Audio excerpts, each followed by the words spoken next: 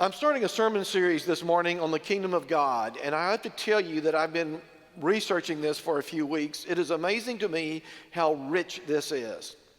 I can't even put my fingers on a red letter edition of the New Testament, but I think it would be interesting where you could just scan through and read nothing but the words of Jesus.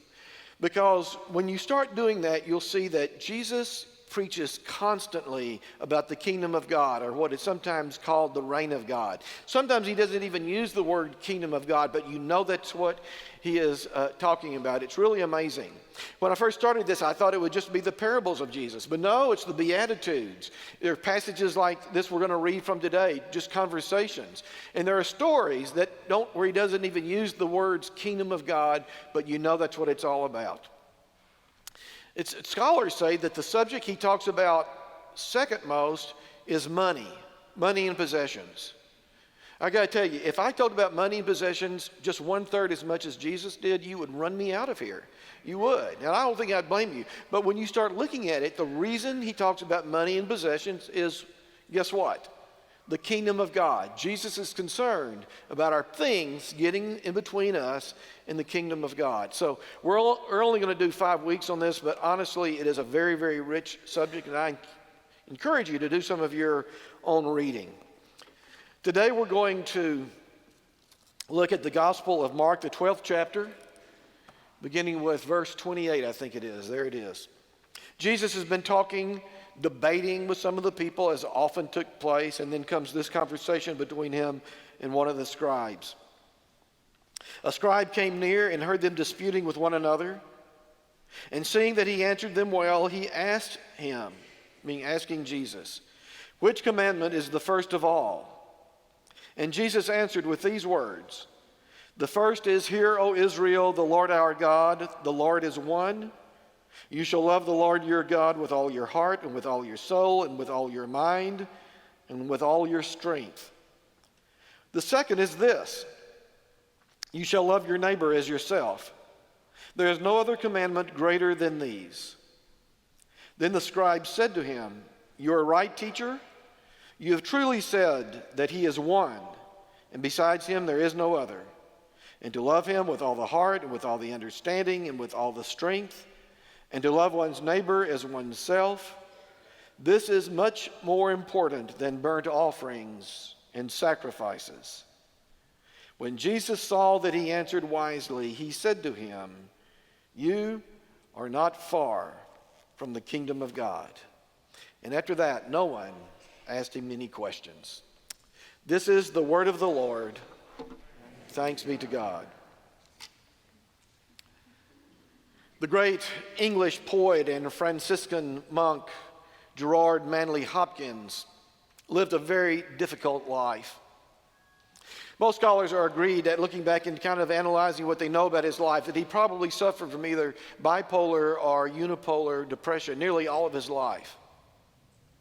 And yet he cranked out some of the most beautiful poetry, much of it about his relationship with God, his relationship with Christ, powerful Christian poetry that stood up to the greatest test of the Victorian era.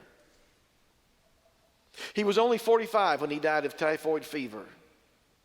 But on his deathbed, he uttered what must be some of the most elegant and powerful words ever spoken.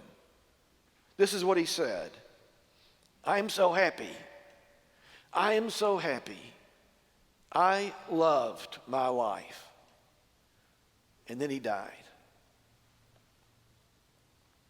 I think that's one of the most remarkable stories I've ever read, and I think in so many ways it paints the picture of what you and I would like to do with our lives, doesn't it? We'd like to come to that point in our lives on our deathbed when we say, "I'm so happy, I have utter confidence that I'm going on to be with God."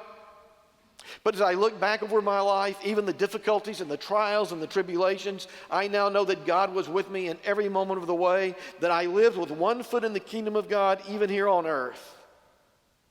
I'm so happy, I'm so happy. I loved my life. I think that tells us what a life well lived really looks like, a life of power and meaning and purpose. It means that a person is able to live fully in the confidence that God is at the end, but also live in the kingdom of God on earth. Our Father who art in heaven, hallowed be thy name. Thy kingdom come, thy will be done on earth. And so it should stand right there in front of us as a great introduction to this series about the kingdom of God, what it means and how it affects our lives. Jesus talked about the kingdom of God all the time. I've already mentioned this. Jesus was constantly talking about the kingdom of God, and he did it in two different ways. He talked about what I call the kingdom of God that is yet to be. You know what that is. Some of you may call it heaven or whatever. The kingdom of God that is yet to be, the kingdom of God that is not yet, and the kingdom of God that is right now. The kingdom of God that is far off, the kingdom of God that is as close as breath itself. And I've said this before, when you read through the New Testament, every time you see the words kingdom of God, or sometimes it's translated as reign of God, or something that means the same, you need to know, you need to think about it in both ways. The kingdom of God that is not yet, and the kingdom of God that is right now, because Jesus believed we could live at least near or partly in the kingdom of God in this life. And so let's just talk about those two real quickly for a moment. The kingdom of God that is yet to be. I've often said to you that one of the ways of reading the Bible in a really simple and yet powerful way is to look at the beginning verses of Genesis. The first 2 or 3 verses of Genesis, it tells us about creation. It tells us that all that came into being because God created. And then if you'll skip to the end, the last 2 or 3 verses of Revelation, and there's a lot of confusing stuff in Revelation, but go to the last several chapters of Revelation, and it tells you that it will all come to an end because of God. That Jesus is both Alpha and Omega, beginning and end. And those powerful words in the final chapters of Revelation, in the end, God will dry up every tear. Every tear. There will be no more sorrow. There will be no more tears. And so that's a foundational belief of ours as Christians, that God is in the beginning and that God is in the end, that the final consummation of what we call here life on earth will be in the hands of God. And so Jesus talks about this all of the time in the New Testament. A lot of the time when Jesus is telling a parable or talking about the kingdom of God that is yet to be, it comes in parables or words of warning. For instance, Jesus will tell a story about the thief coming in the night unexpectedly, and you're not ready for it. And he'll say, that's the way the kingdom of God is. It's not under your control. The timing of the kingdom of God is not in your control. Or he'll talk about the kingdom of God growing in ways that we can't possibly understand. You don't understand how the kingdom of God is working. A lot of these stories that Jesus tells when he's talking about the kingdom of God that is yet to be are kind of scary stories. When you read these stories, this just slipped out of my mouth in the 9:45 service. I didn't mean to say it, but it's true. Sometimes you read these stories and it looks like he's just trying to scare the hell out of you.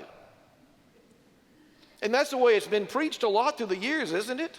You better look out in the kingdom of God. You're going to get caught on the wrong side. But the truth of the matter is that if you read these stories carefully, and you remember John 3:16, for God so loved the world that he sent Jesus. What you understand is that Jesus is telling these stories as a reminder about the fact that life belongs to God.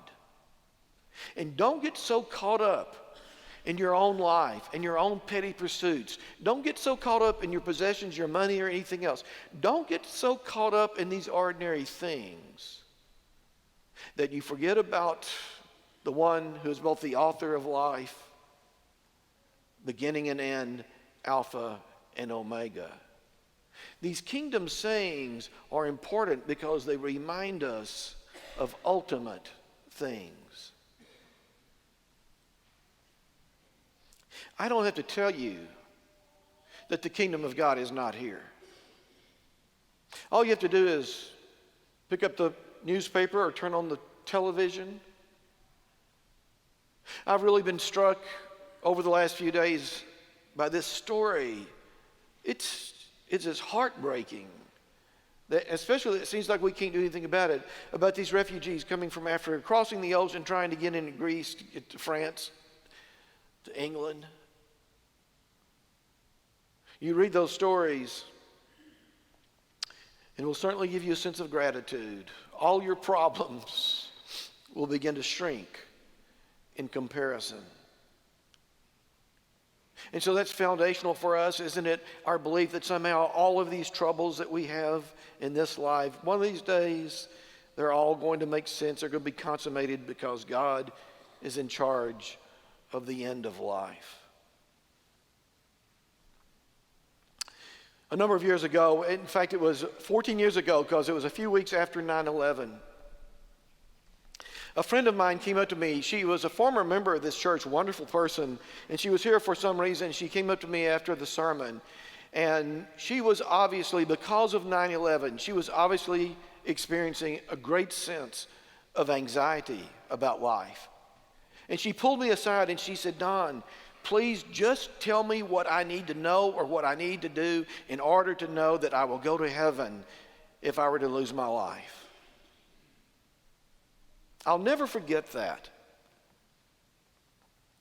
That's not a bad question in a way, but it's really not the right question. I think when you look at the way in which Jesus talks about the kingdom of God or the reign of God, the right question is this: tell me what I need to know or do in order to live my life with such confidence that God waits for me on the other side of the grave, at the end of my life, that I can live confidently and joyfully in this life, one foot in the kingdom of God, even in spite of the trials and the tribulations. What she really wanted to know is, how do I deal with my anxiety, right? How do I deal with my anxiety that I'm not in control of life? And that really is the message of Jesus. You are not in control. So how do we live our lives with confidence? In the end, that belongs to God, but with one foot in the kingdom of God, joyfully, in spite of the challenges. That really leads us to this second way in which Jesus talks about the kingdom of God. And he says, it may be far off in one way, but in another way it's not far off at all. There's a passage in the New Testament where he's walking along, and he turns to the people who are with him, and he says, the kingdom of God has come near. The kingdom of God has come near. I think what he was saying is that the kingdom of God has come near in me. If you are walking with me, you are near the kingdom of God. If you have invited me into your life, you are in the kingdom of God. And so this wonderful passage, this scribe comes up to him, and you heard the conversation. They go back and forth, and Jesus says, the two commandments, you know them: love the Lord your God with all your heart, mind, soul, and strength, and love your neighbor as yourself. And this scribe says, you have spoken rightly, Rabbi. And Jesus turns to him and says, you are near the kingdom of God. Jesus is saying that in spite of all of the challenges in life, in spite of all the things that go wrong, that if we maintain our perspective and walk with him, we can live joyfully in the kingdom of God, even here on earth. We have this mission statement in our church. I think most of you know it. Hopefully, it doesn't even take a visitor long to know what our mission statement is. We never had a consultant come in and help us find the mission statement. We didn't go on a retreat. We just left a meeting one night, and we said, that's our mission statement. That's who we are. And it's pretty easy: loving God, serving others, transforming lives.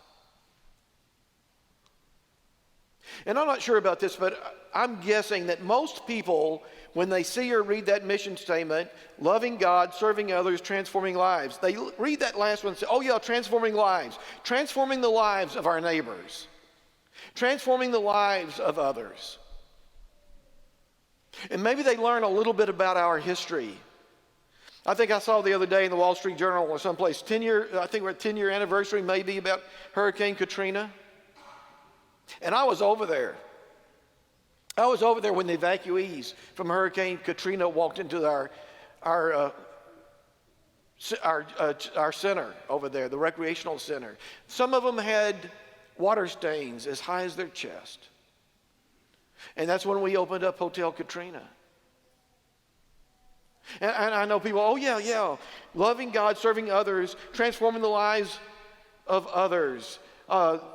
We transformed the lives of those who stayed with us in Hotel Katrina. Our Project Hope, our powerful mentoring program, our signature ministry, where through the years we've helped so many families move from being on the edge of poverty to the edge of self-sufficiency and success. We've got this, I'm just going to do a little preview. We've got this great new program starting this fall called Quincy's Quest. It's named after a little boy in Project Hope. He inspired us. We're going to go into the schools with a mentoring program, but much, much more, to transform the lives of these children so that they can get all they can possibly get out of public education. And so, of course, I remember Tom Burnett. He said, when I went over to the Hotel Katrina, I was just curious. I ended up staying 12 hours a day every day. It changed my life. When we talk about loving God, serving others, transforming lives of our neighbors is just one half of the target audience. The other target audience is you and me. You sign up to do some tutoring or mentoring in Project Hope or in Quincy's Quest. I can't tell you for sure you're going to transform the life of another person. I can tell you you're going to transform your life. Your life. Because if you do it with passion and for the right reason, you will be walking with one foot in the kingdom of God. Love God, serve others. You are not far from the kingdom of God.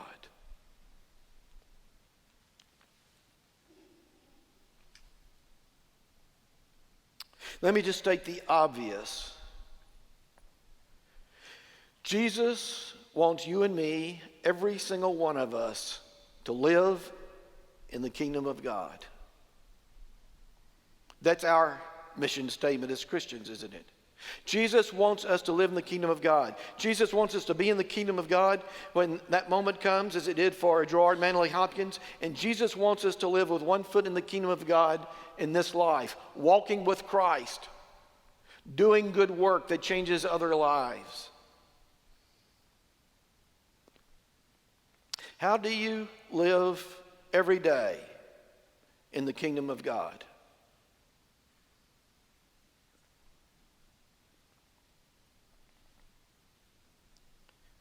Let me ask you a question. What are your plans for in the morning? If our youth choir was here, they would say, well, got to go to school in the morning. Some of them would be really excited about it, can't wait to go to school, see their friends from last year. Others are dreading it for one reason or another. They don't like school, they don't do well in school, they don't get along in school. Lots of reasons to dread it. What about you? What are your plans for in the morning? Going to go to the office? Things are going to get intense for you as they will for me. Maybe you're going to go to the lawyer or to the courthouse to deal with the kinds of things that you deal with in those places. Or to the doctor or the radiologist or the funeral home for the kinds of things you deal with in those places. Have I increased your anxiety enough? Are you anxious now? Let me tell you something. I have come to the belief that we preachers, and I mean all of us, all denominations, we preachers over the last few years, perhaps even the last few decades, have not done a very good job of helping our members understand the decisions that one needs to make in order to walk with Christ. We preach the gospel, no doubt about it. We've preached the importance of serving others, but I don't know that we've really helped people wrestle through the questions that need to be wrestled with and the questions that need to be answered, the issues and the answers. In the old days, it was kind of simple. Some of you are old enough to remember this. In the old days, the preacher would preach for what was known as a decision. Do you remember this? Preacher would preach for a decision, and the decision was always the same. I need someone to make a decision. I need somebody to come down here to the altar, give his or her life to Christ. That was a decision. I remember when I was growing up in Denison, Texas, in high school in Denison, Texas. Back in those days, all churches had revivals. The Baptist church would have a revival, so the Methodist church needed to have a revival. And we'd have a 3-day revival. It would end on Sunday night, and every night there'd be an altar call. We'd finish up. Nobody made a decision to come to the altar. The Baptist, it was a different deal. I always remember I hated going to school on Monday morning after the revivals. Because my friends who were Baptists would come up to me and they say, well, we saved 24 people last night. How many did you save? It was horrible, the score, 24-0.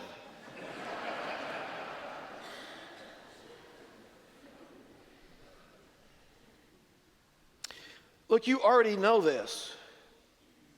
The Baptists never saved anyone. Neither did the Methodists. The church doesn't save anyone. That's God's work. That's God's work. But it doesn't mean that the decisions aren't important.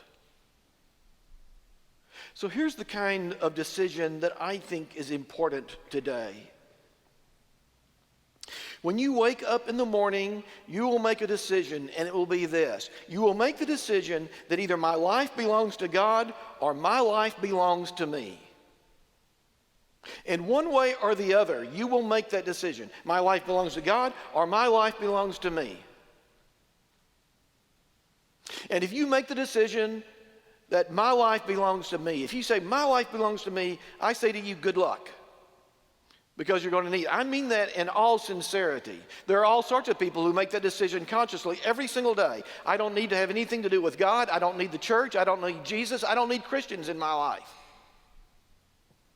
And I say this with all compassion. Good luck. Because life is going to throw a lot of things at you before it's all over.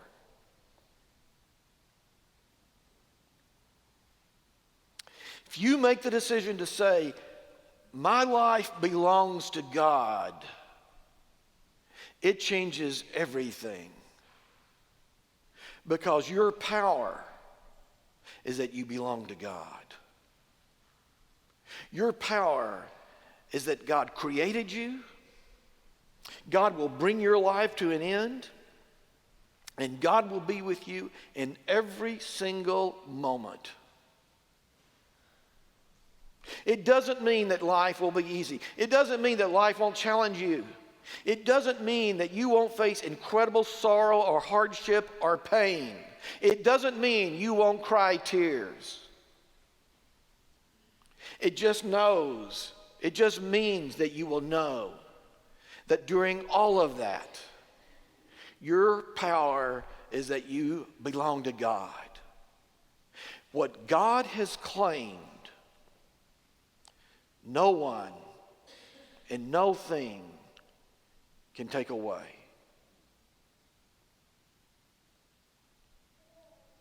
And so that's it. It's really pretty simple, isn't it? It's the decision that I'm preaching for decision. When you get up in the morning, which decision will you make?